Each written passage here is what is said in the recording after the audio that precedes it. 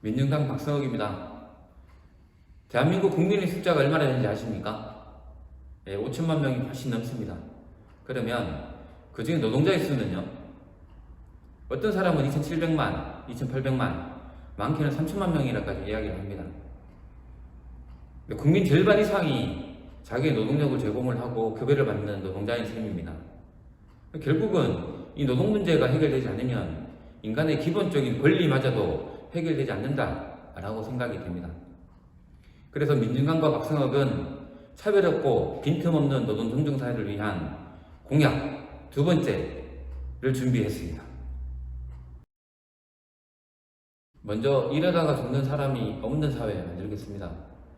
언제부터인지 모르지만 먹고 사는 일이 목숨 걸고 하는 일이 되었습니다. 2018년 기준 하루 6명 가까운 노동자들이 출근해서 집으로 퇴근하지 못한 일이 벌어졌습니다. GDP 기준 세계 11위와 12위를 오가는 한국 경제인데 세계 최악의 산재 국가이기도 합니다.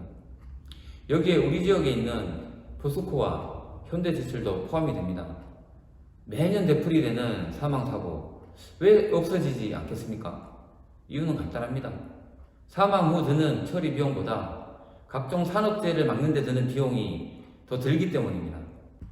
또한 사망사고 발생 시 원청과 하청의 형사처벌 법 정형은 같아졌지만 여전히 집행유예가 가능하고 사망사고가 아닌 경우는 원청의 형량이 하청보다 가볍기 때문입니다.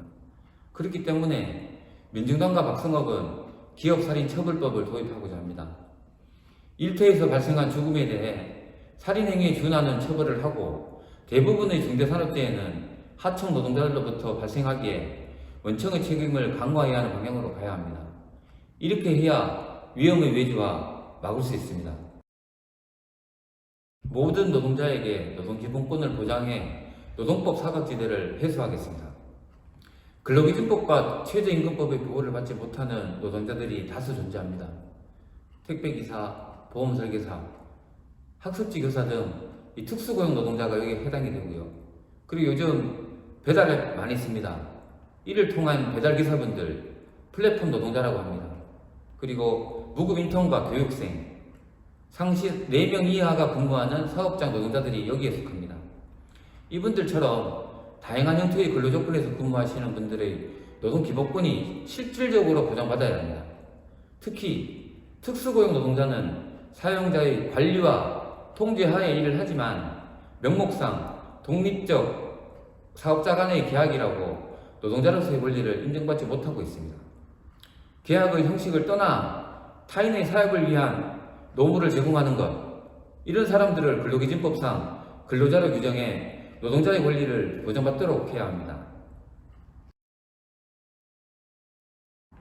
노동자가 갈 권리가 당연히 보장받아야 합니다.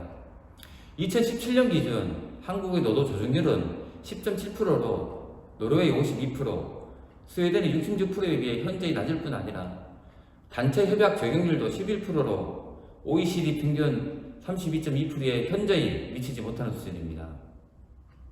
이에 극복을 위해서 중소영세기업과 비정규직 노동자들에게 지역 차원에서 집단적으로 결정된 노동조건의 확대 적용과 산업별, 지역별, 그리고 업종별 교섭을 가능하게 하기 위해 사용자 단체 인정 요건을 완화하겠습니다.